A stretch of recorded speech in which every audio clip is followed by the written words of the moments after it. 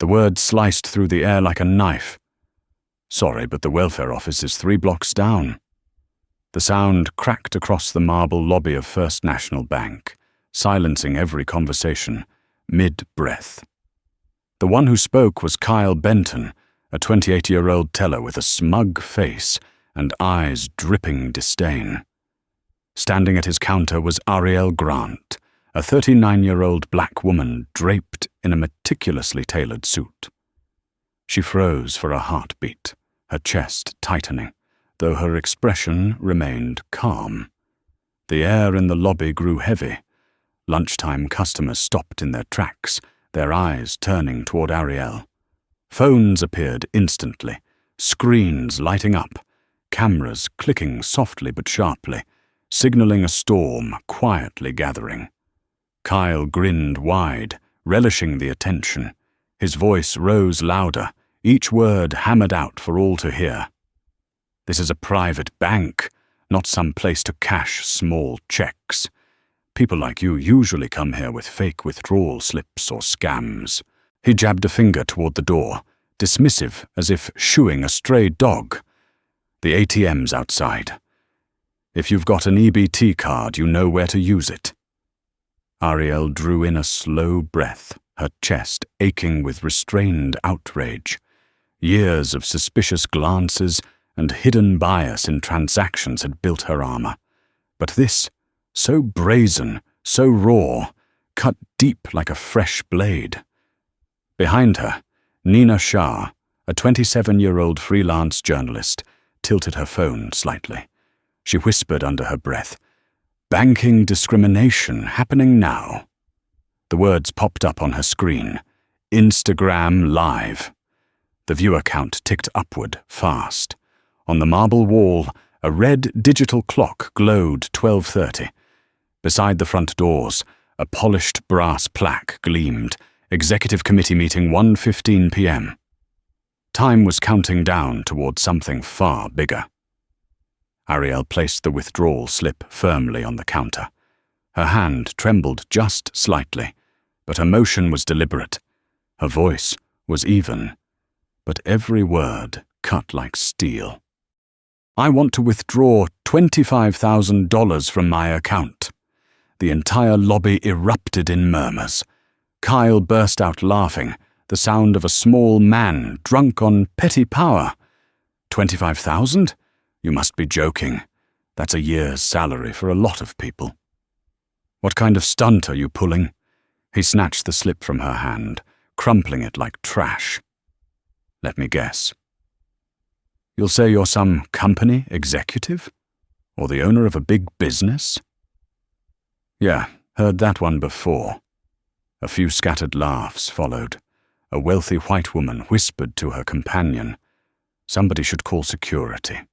Across the room, an elderly black man shook his head bitterly but stayed silent.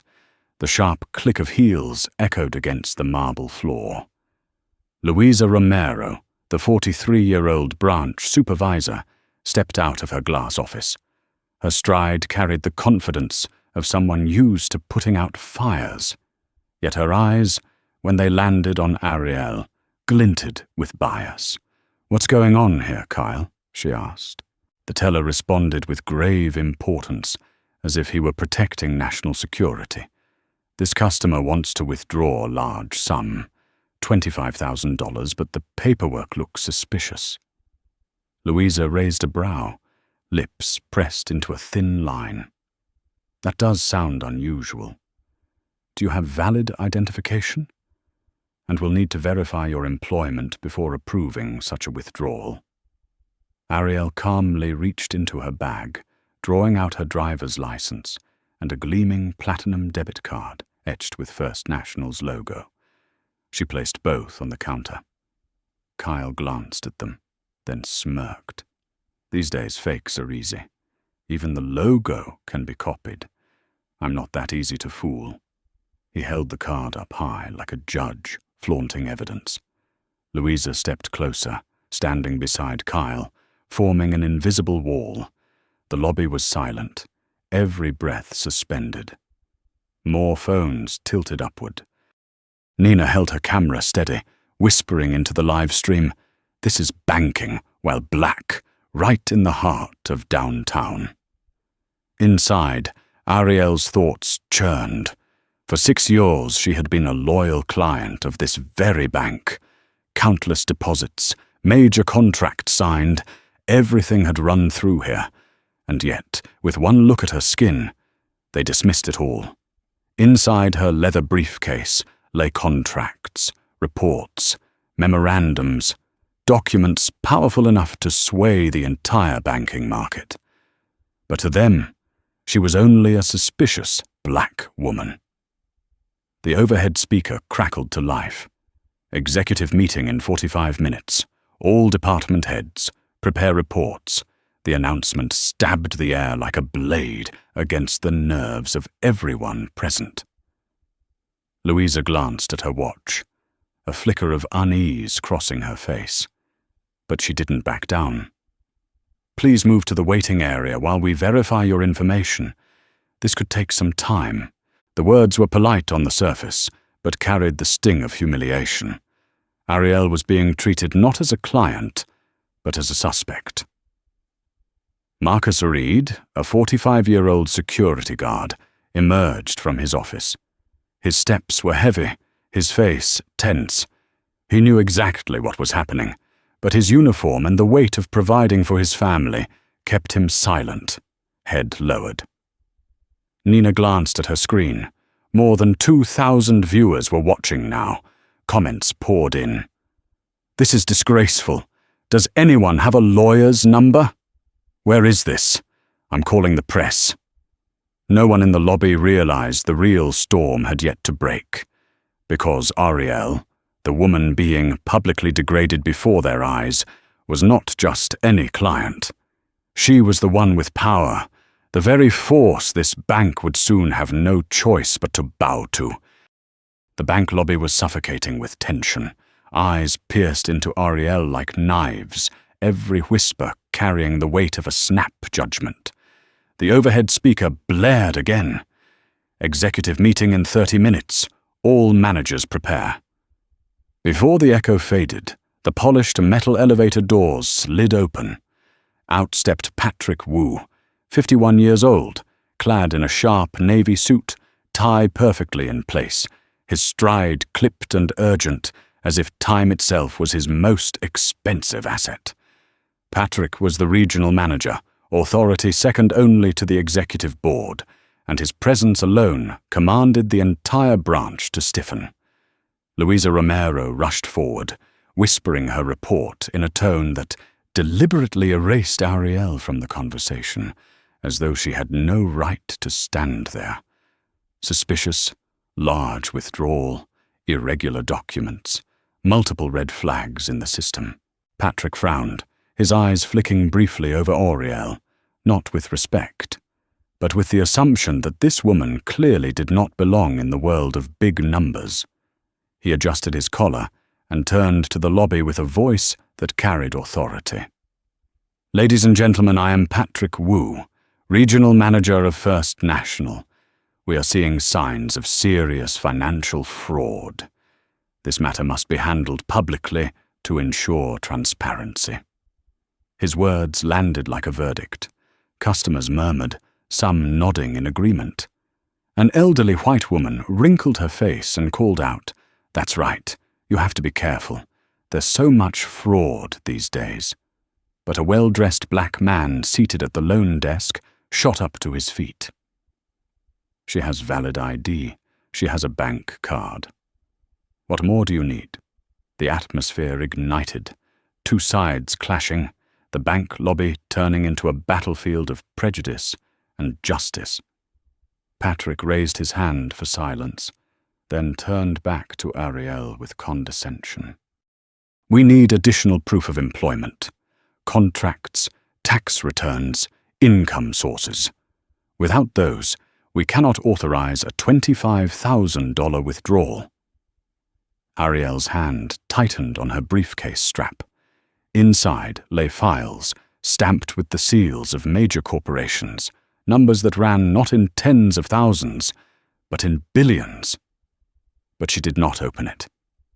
She knew in this moment her silence carried more power than any document. Her body trembled under restraint, but her eyes burned steady, cold and calm, like a lake hiding a storm beneath. Kyle Benton leaned on the counter, his voice dripping with fake exhaustion. "You heard him. I see these tricks every day. People think they can dress nice, wave around fake papers, and walk away with cash. But this is First National, where we serve real clients." Each word landed like salt on an open wound.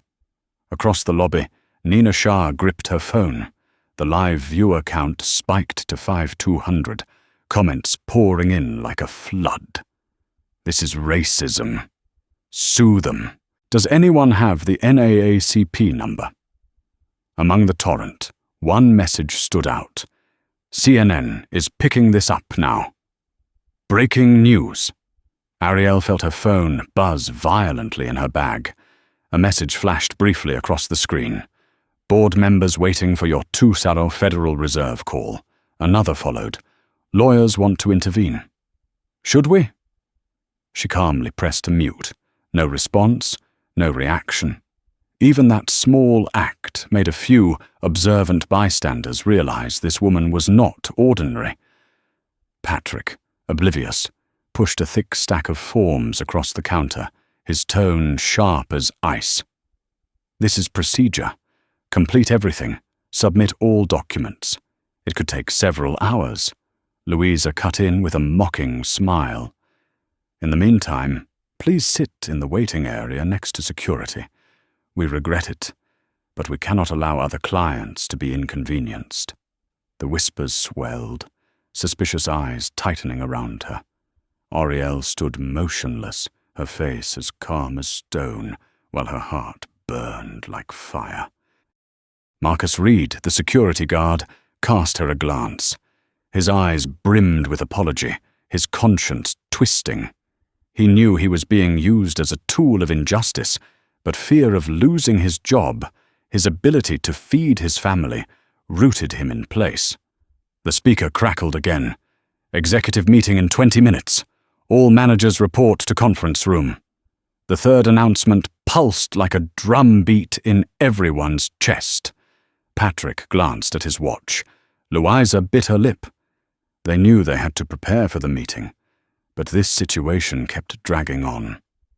In that moment, Ariel closed her eyes briefly.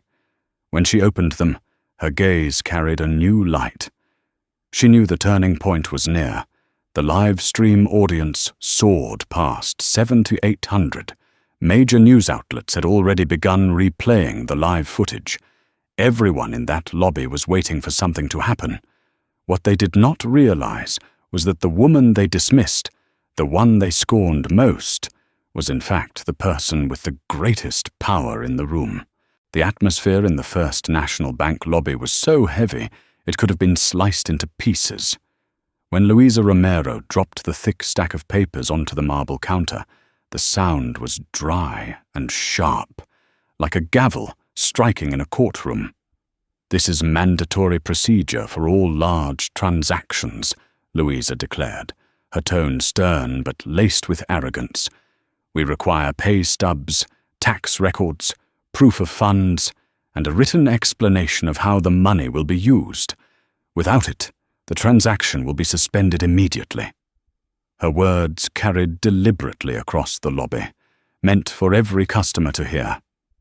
In her eyes, Ariel Grant was not a legitimate client, but a suspect on trial in a court of the bank's own making. Ariel remained motionless, her face expressionless. Only the hand resting on her leather briefcase trembled slightly. Her fingers tapped slowly, deliberately, as though measuring each heartbeat, each decision. No one knew that inside that briefcase lay documents capable of changing the future of this bank. Behind her, Nina Shah gripped her phone tightly. Her live stream had passed 9,200 viewers. Comments poured in like a flood. "This is racism. Plain and simple. She's too calm, something's coming." "Screen record this now," a few customers whispered among themselves. A middle-aged businessman in a suit sighed. If her documents are valid, just give her the money. Why make it such a spectacle? But a well-dressed white woman next to him snapped sharply. The bank has to be cautious. People like that are always running scams. Her words cut through the air like a blade. Some nodded, some frowned, but no one directly objected. Patrick Wu, the regional manager, stood with arms crossed, his eyes cold as they swept over Ariel. He gave Louisa a nod. Follow procedure. If there's insufficient proof, lock the account immediately. His words landed like a final verdict. To Ariel, they were nothing but fuel poured onto the fire of humiliation burning in her chest. Kyle Benton leaned against the counter, a smug smile curling his lips. You heard him. I deal with this every day. People think if they dress up nice and print a few fake documents, they can slip through. But this is First National. We only serve serious clients. His mocking laughter echoed through the lobby. Some customers chuckled awkwardly, falling in line. Others stayed silent, eyes down, avoiding Ariel's gaze, as if silence could excuse their complicity. Marcus Reed, the security guard, leaned against the wall, sweat breaking across his forehead. He understood the injustice unfolding, but his uniform, his mortgage, and the burden of providing for his family kept him frozen. Inside him, a storm raged silently. Ariel's phone buzzed relentlessly. A message flashed across the screen. The lawyers are watching the live stream. Should we call federal authorities now? She glanced briefly, then shut off the screen. The calmness of that gesture made several in the crowd suddenly wonder. Perhaps this woman was not ordinary. Patrick shoved the stack of forms toward her, his voice cold and pressing. Fill everything out. If not, we suspend the transaction and file a fraud report. Louisa chimed in shrilly. In the meantime, you'll sit next to security. We can't allow real clients to be inconvenienced by this. Whispers swelled once again. Some customers nodded in agreement, others frowned, but all eyes locked on Ariel as though watching a public trial. Ariel closed her eyes for a brief moment. When they opened again, her gaze had transformed. No longer the look of a humiliated customer, but the fierce calm of a lion holding back its strength. Suddenly, from the seating area behind her, a woman's voice rang out. A black woman in her 30s, dressed in a white blouse, stood with fierce determination. What are you doing? She has an ID. She has a bank card. I've withdrawn larger sums, and never once was I forced to fill out piles of meaningless paperwork. Louisa spun around, her face flushed red. Please don't interfere with the bank's security procedures. The woman crossed her arms, her voice cutting sharp. Security? This is blatant discrimination. If she weren't black, you would have handed over the money long ago. The bank erupted. Some customers clapped in support, others shook their heads in disapproval. The lobby split in two, like colliding streams of water. Patrick Wu raised his hand, his words clipped and hard. We have the right to protect the bank against fraud. This has nothing to do with race. But everyone saw the thin veil covering the truth. Nina tilted her camera closer. The live stream hit 12,400 viewers. The hashtag #BankingWhileBlack spread quickly, jumping from Instagram to Twitter and TikTok. In the chaos, Ariel slowly opened her leather briefcase. The faint click echoed, soft but enough to make attentive listeners hold their breath. Kyle Benton burst into laughter, shattering the silence. Oh, finally giving up those fake papers, huh? I bet it's nothing but a few contracts printed off a cheap copier. A few people laughed with him, but many eyes stayed fixed on Ariel. sensing that something bigger was about to unfold. Nina's phone buzzed non-stop. A pinned comment appeared large on the screen. "Something's coming. She's too calm. Get ready." Ariel stayed silent. She pulled out a set of documents and placed them on the counter. Instantly, Patrick and Louisa leaned down, eager to expose her, but she did not open them yet. Instead, she lifted her gaze, meeting Patrick's eyes, then Kyle's, and finally Louisa's. Her eyes blazed, her face calm, yet radiating an invisible threat. "You want more documents?" Her voice was low but carried across the lobby. "Very well, but you had better be ready to learn who I truly am." The atmosphere froze. Hearts pounded, breaths caught. The intercom blared again. "Executive meeting in 10 minutes. All managers report immediately." The words fell like a death knell to those standing against her. Behind the camera, Nina whispered breathlessly, "She's about to flip everything." And she was right. In just a few minutes, the woman they had scorned would make the entire bank tremble with a truth no one had expected. The intercom had barely finished its announcement. "Executive meeting in 15 minutes. All managers to the conference room immediately." The sound fell over the First National Bank lobby like a hammer, tightening the already unbearable tension. Everyone felt time slipping away, each passing second like a noose tightening around their necks. Patrick Wu glanced at his watch, worry flickering in his eyes. Louisa Romero tried to hide her unease, but her fingers clutched the edge of the counter until her knuckles whitened. Kyle Benton, by contrast, was gleeful. He leaned back in his chair, arms crossed, a smug grin on his face, as if he were the star of this twisted play. But Ariel Grant remained still, shoulders straight, expression calm. Only her eyes revealed the truth, like the surface of a still lake, hiding a storm ready to erupt. Nina Shah shifted her camera, whispering into the mic. "Something's about to happen, I can feel it." Viewers skyrocketed, 15,200 people watching live. Comments streamed faster than anyone could read. "She's too calm." "Something's off." "Plot twist incoming." "Keep recording, this is history." Ariel inhaled deeply. Then, in full view of everyone, she unzipped her leather briefcase. The slow rasp of the zipper seemed to freeze the entire room. Marcus Reed, the security guard, leaned forward slightly, his heart pounding. He had witnessed many conflicts in his life, but never had he felt an atmosphere so charged. Kyle shattered the silence with mocking laughter.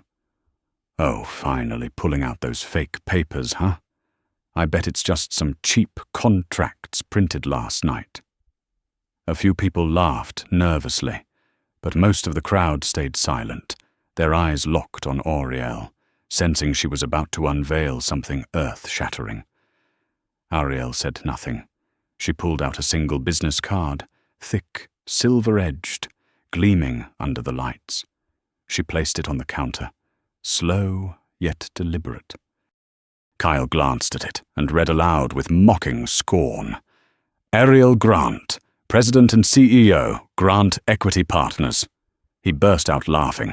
"CEO, I've seen boxes of these fake cards from China. $5 a set." His laughter echoed, but this time no one joined in. Patrick Wu frowned, narrowing his eyes at the card. The paper stock, the font, the embossed logo, every detail was perfect. And that name, Grant Equity Partners, it stirred something in his memory. He had seen it before, in a shareholder report, in a strategic meeting.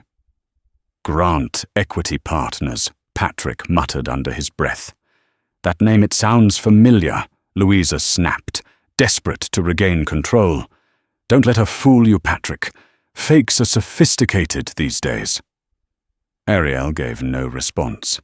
She tilted her head slightly, the corner of her lips curling into a near challenging smile. Then she drew out another card, and this one was no business card. It was a special membership card stamped with the First National logo, bearing embossed words in small but unmistakable print. Board of Directors Preferred Shareholder, Series A, Voting Rights.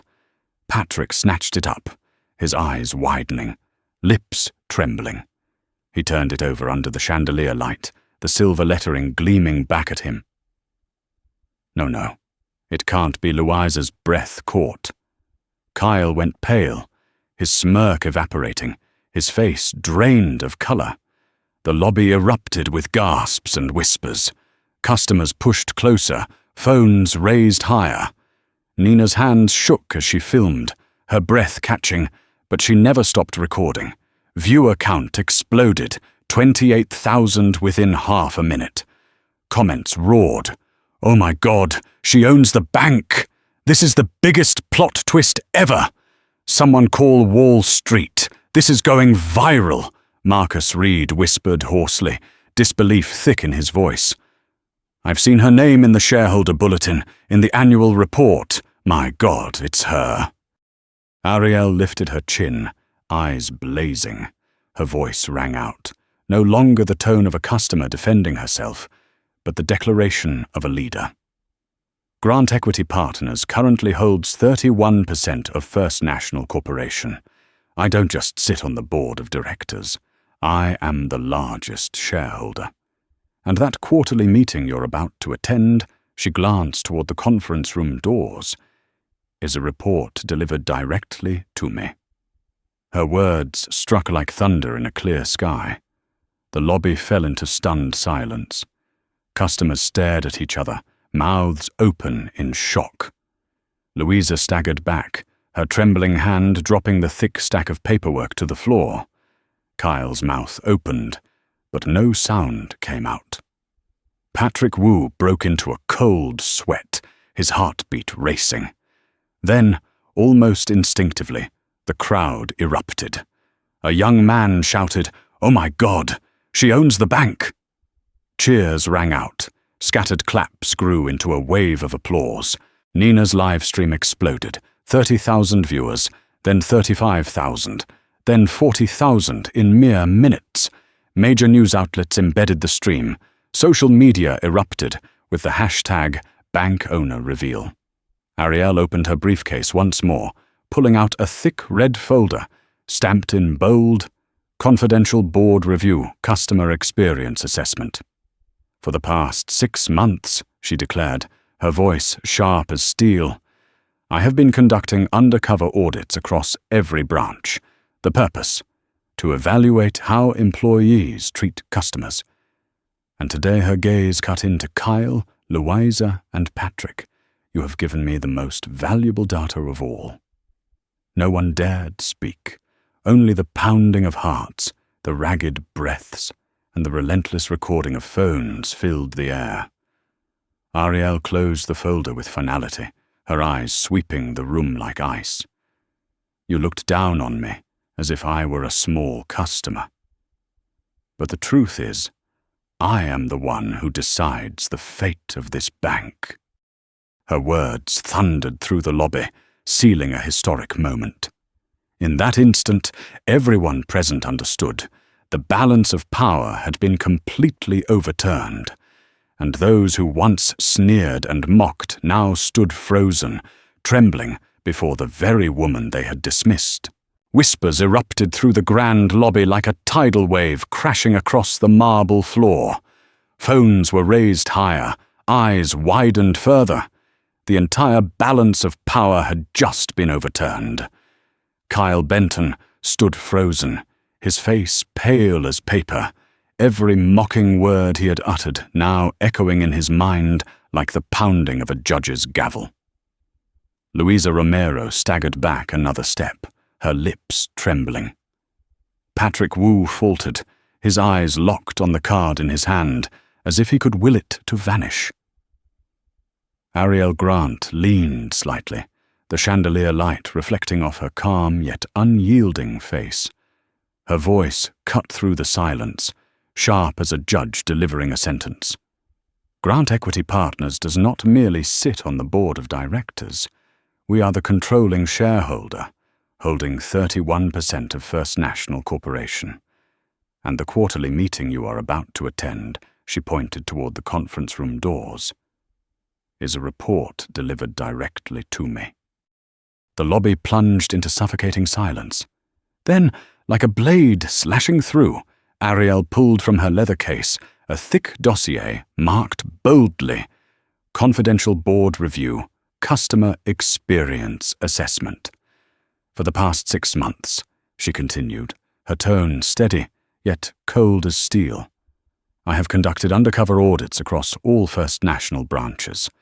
The goal, to measure service quality and uncover bias in how employees treat customers. And today, her eyes locked on Kyle, Louisa, and Patrick. You have given me data of immeasurable value. Behind the lens, Nina Shah gasped for air.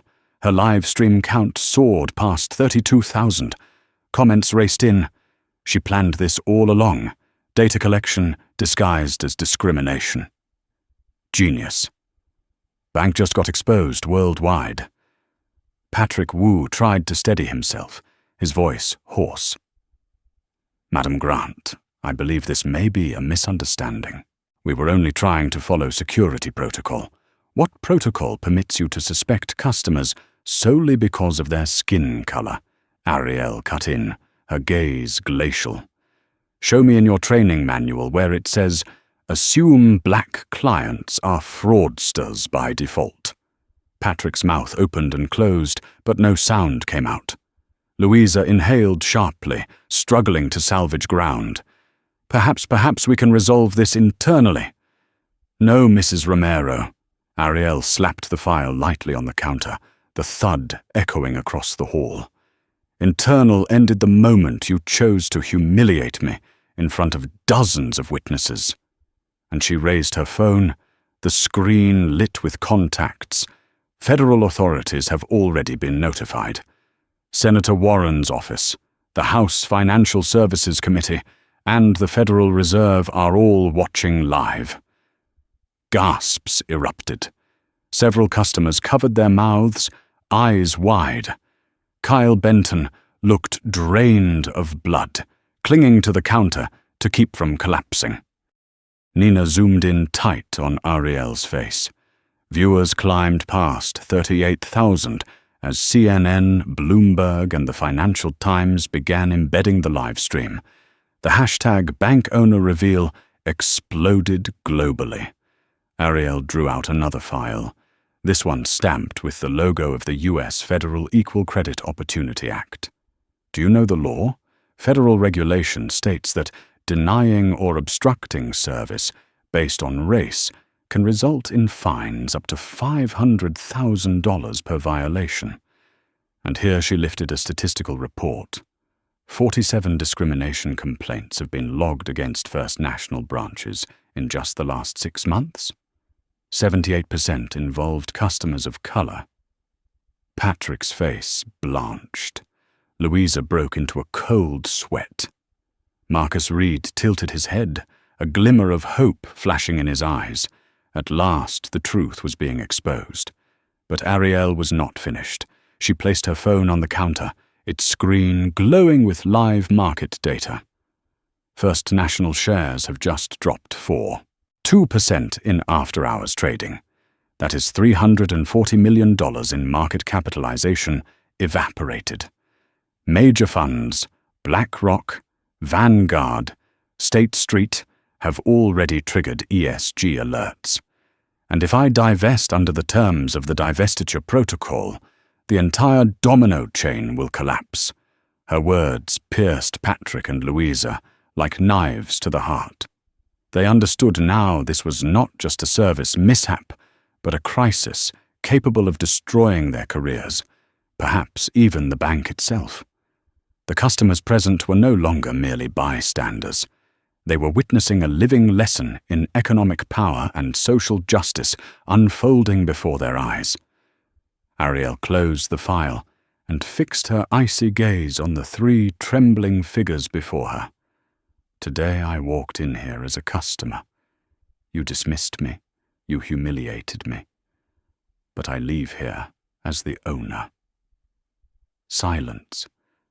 Then, from the corner of the room, a single pair of hands clapped. A young man in a navy suit, eyes burning bright, struck his palms together again and again. The sound spread quickly. Other customers joined in. The applause rolled like thunder, washing away the oppressive air. In that storm of clapping, Kyle, Louisa, and Patrick stood frozen like statues, victims of their own arrogance and blind prejudice. And Ariel, standing tall with eyes ablaze, had transformed humiliation into unshakable power. Applause thundered through the bank's lobby, mingling with the stunned gazes of dozens of customers. Every clap fell like a nail sealing the coffins of Kyle, Louisa, and Patrick's careers.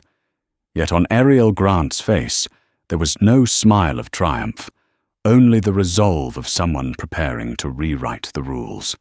She opened her leather case once more, pulling out a red-bound dossier. The cover read, Divestiture Protocol, Grant Equity Partners. Patrick Wu's heart clenched at the sight. He knew this was not a threat, but a plan long in the making. Ariel raised her head, her voice ringing clear and resonant like a bell. First National has exactly 24 hours. Either accept full reform under the standards I lay out, or watch Grant Equity Partners divest. And when that happens, she paused, her gaze sweeping the lobby. The ESG investors will follow. This bank will free fall. A wave of murmurs rippled through the crowd. Customers snapped photos, recorded videos, tweets exploded across social media. Nina Shah swung her phone, her screen flashing past 45,000 live viewers. Kyle Benton trembled, his lips stammering. You can't do this." Ariel's eyes snapped to him, blazing like a blade. "I can, and I will." She set the dossier down, pulling out each page, reading aloud with precision. Mandatory reform conditions. 1. Immediate termination of all employees involved in today's incident. Estimated severance cost, $200,000. 2. All frontline employees, over 7,800, must complete 40 hours of bias recognition and anti-discrimination law training within 60 days. Training cost, $12 million. 3. Development and deployment of an AI system to monitor transactions and service behavior, detecting biased language and conduct. Initial development cost, $45 million. Annual operating cost, $8 million. 4. Appointment of an independent civil rights inspector, reporting directly to the board of directors, not the executive team. Annual budget, $5 million. 5. Establishment of a $25 million community investment fund focused on supporting minority-owned businesses and financial education programs in underserved areas. With each condition read, the lobby quaked anew. Patrick Wu felt as though the very ground beneath him was giving way. Louisa Romero shook uncontrollably, sweat dripping onto the marble floor. Kyle Benton collapsed inward, burying his face in his hands, knowing his career was over. Ariel closed the dossier, her voice lowering but every word striking like a final verdict. "You have 24 hours. If you agree, First National survives, with a chance at rebirth. If you refuse," she lifted her phone, its screen glowing with real-time market charts, "the market will write your obituary for you. My entire 31% stake will be liquidated immediately. And when that happens, First National will not only lose capital, it will lose credibility. It will lose trust." A chilling silence gripped the room. Then the intercom blared again. "Executive meeting in 10 minutes. All managers report immediately. The words tolled like a death knell for those standing before Auriel. The spectators erupted like a wave.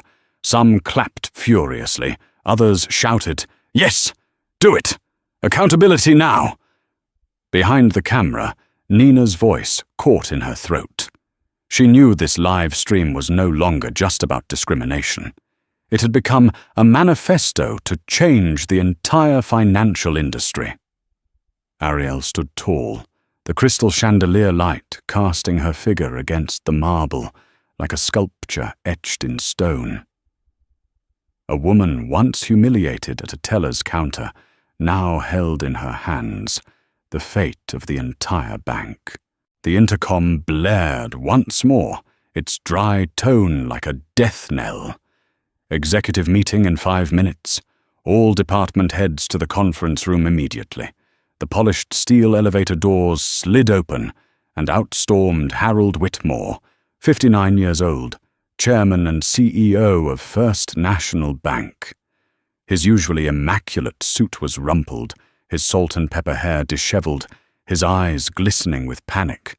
His assistant had just briefed him, and what he saw here was worse than any nightmare in his nearly 30-year career. Every gaze in the lobby turned to him, but unlike every other day, he was no longer the most powerful person in the room. Just steps away, Ariel Grant stood tall, eyes blazing, her hand resting on a dossier as if it were the verdict of the entire bank. Harold rushed forward, bypassing Patrick, Louisa, and Kyle. His voice was urgent, though he tried to maintain composure. "Miss Grant, I assure you, what just happened doesn't reflect the core values of First National. This is merely an isolated incident." Ariel raised her hand, cutting him off. Her voice was low but razor-sharp. "No, Mr. Whitmore. This is not an isolated incident. This is systemic. I have reports, data, videos, and now undeniable first-hand evidence. This discrimination is embedded in your bank." Nina Shah's hands trembled as she filmed, her live stream count soaring past 52,000. Tens of thousands of comments flooded in. "She's untouchable. This is bigger than any scandal. First National is done if they don't listen." Harold swallowed hard, sweat beading at his temple. He knew Auriel was not just a customer. She was the largest shareholder, someone with the authority to dismantle the entire executive team with a single decision. Ariel opened the dossier, pulling out a statistical chart stamped with the First National Corporation logo, Internal Compliance Report. In the last 6 months, there have been 47 discrimination complaints across the system. 78% involved clients of color, and among them her gaze locked on Patrick Wu. 12 were under your regional management. Patrick bowed his head, his pulse hammering. Harold took the report, his hands trembling. He knew these figures could not be denied, because his own department had submitted them to Grant Equity Partners during prior audits. Ariel's voice echoed through the hall. "Mr. Whitmore, 24 hours. Either this bank accepts the full reform package, or Grant Equity Partners divests its entire 31% stake." Immediately. She lifted her phone, showing the screen with live market data. The chart glowed red. First National stock had already dropped 4.8% in just 20 minutes. "This is only the beginning," she declared. "If I press confirm on this divestiture order," her finger hovered above the screen, "First National will lose billions in market value within hours, and the other funds will follow." The air froze. Louisa Romero clutched her blazer sleeve, her eyes filled with despair. Kyle Benton slumped like a condemned man awaiting judgment. Patrick Wu shook with sweat dripping down his face. Marcus Reed, the security guard, lifted his head. For the first time, his eyes carried a spark of hope. Justice was shifting. Harold Whitmore knew he stood on the edge of an abyss. Before him, Ariel was not just a customer. She was the voice of the market, of the law, of the public, and if he hesitated, he would drag the entire bank into ruin. He inhaled sharply, then bowed his head. "Miss Grant," his voice low and trembling, I agree. I will present this to the board of directors in today's meeting. We will accept the full reform package." The admission struck like thunder, cracking the sky. The lobby erupted. Cheers, applause, phones shaking as they recorded every second. The live stream exploded, viewership vaulting past 67,000. Ariel closed the dossier, her eyes sharp as blades, yet glowing with pride. She had turned humiliation into strength, transforming an unjust confrontation into a revolution. But this was only the beginning. From this moment forward, Ariel Grant would not merely change a single branch. An entire banking system would be forced to bow to the power of justice and economics. The echoes of applause still lingered in the marble hall as Harold Whitmore turned to his staff, his voice trembling yet firm. "Prepare an emergency report for the board of directors. We will pass the reform package today." His words cut like a knife into the hearts of Kyle Benton, Louisa Romero, and Patrick Wu. They knew the final moment of their careers had arrived. Ariel Grant did not smile. She placed the dossier on the counter, opening each page as if reading out a sentence. Her voice rang out clear, every word falling like the strike of a hammer. First, Kyle Benton. Her gaze locked on the teller who had humiliated her with cruel words. "You are terminated immediately for violating federal anti-discrimination law. All records of your misconduct over the past 7 years have been documented." Kyle collapsed into his chair, head in his hands, eyes filling with tears. The crowd stared coldly at him. There was no room left for pity. Second, Louisa Romero. Ariel turned to the branch supervisor. "You are suspended indefinitely pending investigation for enabling and encouraging bias in management. You not only failed to stop misconduct, you abetted it." Louisa stumbled, clutching the counter for support, her face drained of color. Third, Patrick Wu. Ariel lowered her voice, but the severity was even sharper. "You will face a full regional investigation. The data reveals repeated bias within the system under your watch. This is no longer personal error, but a pattern of failed leadership." Patrick closed his eyes, breath shallow, knowing this stain had ended his career. A wave of murmurs swept the lobby. Customers nodded in approval, some even breaking into cheers. Nina Shah's camera shook with excitement, her live stream surging past 75,000 viewers.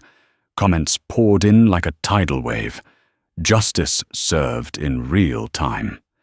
This is how you hold power accountable. She's rewriting the rules of banking. Ariel pressed forward. She turned to a new page of the dossier, her voice rising with authority. "And now, to erase all doubt, I will announce the mandatory reform package this bank must implement." She held up the document, the chandelier light reflecting off the bold print. 1. Immediate termination and full investigation of all employees involved in this incident. 2. All frontline employees must complete 40 hours of bias and anti-discrimination law training within 60 days. 3. Deployment of an AI system to monitor bias in all transactions and service interactions. 4. Appointment of an independent civil rights inspector, reporting directly to the board of directors. 5. Establishment of a $25 million community fund to support minority-owned businesses and financial education programs. The entire hall erupted in thunderous applause. Cheers rang out, drowning even the intercom. Harold Whitmore bowed his head, his voice heavy but resolute. Moses.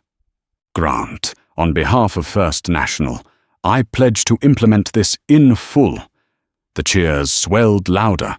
Customers rose to their feet, some filming, others wiping tears. Marcus Reed, the security guard, stepped forward slowly. Removing his cap, he placed his hand over his chest. Miss Grant, I want to apologize for not stepping in sooner. I saw what was happening, but I stayed silent. Today I learned that silence itself can enable injustice. Ariel's gaze softened. Mr. Reed, the conscience I see in you will be recognized. In my report to the board of directors, I will recommend a position more worthy of you. Marcus's face lit up, disbelief giving way to gratitude. The crowd roared with approval, many shouting, "Yes! Yes!" Nina's live stream surged to 90,000 live viewers, becoming a global phenomenon. The hashtag #BankOwnerReveal shot to the top worldwide. In that moment, Ariel Grant had done more than force a bank to bow.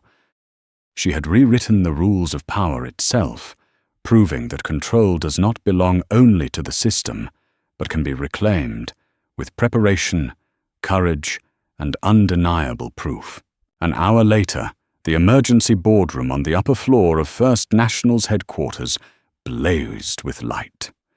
The 10-meter mahogany table, which had once witnessed billion-dollar deals, was now the battlefield for the bank's survival. Harold Whitmore sat at the head, his face tight, his hands gripping the report. Across from him, the senior leadership team sat pale and restless. On the other side, Ariel Grant sat upright, eyes sharp, her leather case open, files spread before her like weapons of war. The air was thick, no one daring to breathe too loudly. Harold cleared his throat, his voice heavy and low. Ladies and gentlemen of the board, under the pressure of the market, shareholders and the public, I propose we accept the full reform package set forth by Grant Equity Partners. His words shook the room. A few executives scrambled to protest. The cost is too high, over $60 million in the first year. We could be sued by minority shareholders for damaging the bank. Ariel slammed her hand on the table. The sharp sound jolted everyone. Damage? She raised her phone, the screen blazing with red market charts. In just 2 hours, First National has lost nearly $600 million in market value. If I divest, that number will become billions. So what do you choose? 60 million? Or everything? Silence blanketed the room. The CFO at the far end spoke in a low voice. We have no choice. Harold nodded heavily. He turned to Ariel, their eyes locking. Miss Grant, the board is in agreement. We will accept the full reform package. In that moment, power shifted. Ariel was no longer the suspicious customer. She had become the architect of the bank's future. Meanwhile, downstairs, Nina Shah was still live streaming. The viewer count had surged past 120,000. Major outlets exploded with headlines. CNN. Plot twist. The woman denied withdrawal is the bank's largest shareholder. Bloomberg. Grant Equity Partners imposes $67 million reform package on First National. Financial Times. Market stunned. Social justice and economic power converge. Viewer comments flooded across social media. This is a lesson for every bank. No one should be judged by skin color. She just changed the financial industry. Back in the boardroom, Ariel opened the dossier, reading each decision aloud. Kyle Benton, terminated immediately. File referred to federal authorities for violations of the law. Luisa Romero, suspended, pending investigation into supervisory misconduct. Patrick Wu, forced to resign as regional manager, facing full system investigation. The air was heavy, but Ariel did not stop. She turned to Harold. And I nominate Marcus Reed, the security guard who upheld his integrity today, for the role of Director of Compliance and Customer Rights. It is men like him, not the ones seated here, who truly understand fairness." Harold froze, then slowly nodded. It was a move he could not refuse. When the meeting ended, Ariel walked out with steady, commanding steps. Downstairs, the crowd of customers still lingered, some breaking into applause as she appeared. Marcus Reed stood waiting, his eyes red. "Thank you, Miss Grant," he said, his voice hoarse. "I never thought someone like me could rise to such a position." Ariel placed a hand on his shoulder, her gaze soft. "You deserve it, Marcus. This bank needs people like you to cleanse the rot within the system." Nina's camera caught the moment perfectly. The live stream hit 150,000 viewers, an all-time record in the financial sector. That night, special reports flashed across the world. A black woman, once humiliated at a teller's counter, had forced a giant bank to change. The story spread like fire across the industry. Justice does not always come from the courts, but from the market itself. And Ariel Grant, with her composure, preparation, and the power of truth, had rewritten the rules of the game. 6 months later, the glass tower of First National no longer looked the same. The gleaming metal sign now hung with a new slogan: "Dignity is non-negotiable." Inside, the atmosphere had transformed. The 40-hour bias training sessions had become the standard. Thousands of employees in sharp suits sat attentively in conference halls, learning how even the smallest gesture or glance could turn into discrimination. On the screen, Ariel Grant's image appeared as a constant reminder. Every customer deserves respect. The AI monitoring system was fully operational. Every transaction was analyzed in real time, and the moment any sign of bias was detected, the screen flashed red. There was no longer room for contempt hidden behind a fake smile, and on the highest floor, Marcus Reed, once a security guard, now sat in a new office with a plaque on the door that read, "Director of Compliance and Customer Advocacy." He had become living proof of fairness. If you hold on to conscience, opportunity can turn an entire life around. The global media called it the Grant Standard. CNN aired a special feature titled, "How One Woman Changed Banking Forever." Bloomberg ran the headline, "ESG Pressure Forces Banks into Social Accountability." Financial Times described Ariel Grant as the woman who forced Wall Street to look in the mirror. In a congressional hearing, a senator stood and pointed at the screen, replaying the moment Ariel was humiliated at the teller's counter. She declared, "This is why we need stronger laws." But remember, it was the market and the investors that created change faster than any law ever could. Ariel, now invited to speak at the Global Financial Equality Forum, stood before hundreds of CEOs and banking officials from 47 countries. Her voice was steady, but carried across the hall. Fairness is not a privilege to be begged for. It is a standard to be enforced. When discrimination becomes expensive, institutions will change. And once they change, only then can finance call itself an industry of trust. Dozens of banking leaders rose to their feet, applauding, some even wiping away tears. In New York, Nina Shah had become a rising star in journalism. Her documentary, Bank Owner Reveal, The Ariel Grant Story, premiered at the Cannes Film Festival and won top honors. Ariel's story did not end with one bank.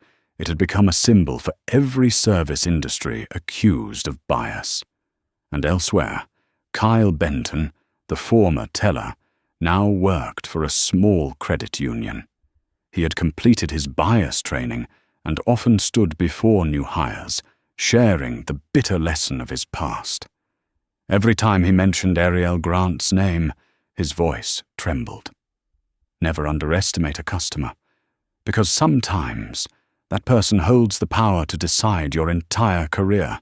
Louisa Romero disappeared from the industry, while Patrick Wu became a case study in leadership programs under the title, How Enabling Bias Destroys Leadership. A year later, at the Global Banking Equality Conference, Ariel Grant stepped onto the stage to thunderous applause. She smiled slightly, her voice rising like an oath. We did not just change a bank, we changed an industry. And if anyone asks what sparked the turning point, my answer is this. A moment of being underestimated, transformed into the fire of justice. The applause thundered on, unending. And in that instant, the world understood. Ariel Grant was not only a CEO, not only a shareholder, not only an investor. She had become the symbol of a truth, that fairness, when armed with the power of economics and conviction, can transform an entire system. In the hearts of audiences, in the eyes of the media, in every breath of the financial sector, her name had become a standard. Ariel Grant, the woman who made an entire bank bow its head. And so the story closes, not with silent humiliation at a teller's counter, but with a declaration of justice in the heart of the bank's lobby. Ariel Grant proved that with a single moment of preparation and resolve, one person can transform an entire system. The question now is for you, the one watching this story. If one day you are underestimated, judged unfairly because of your appearance, will you walk away in silence, or will you rise, turning humiliation into the power that forces the world to change? Share your thoughts in the comments below. And don't forget to like, subscribe, and share this video so more people can see that fairness is not a privilege. It is a right we must fight to protect.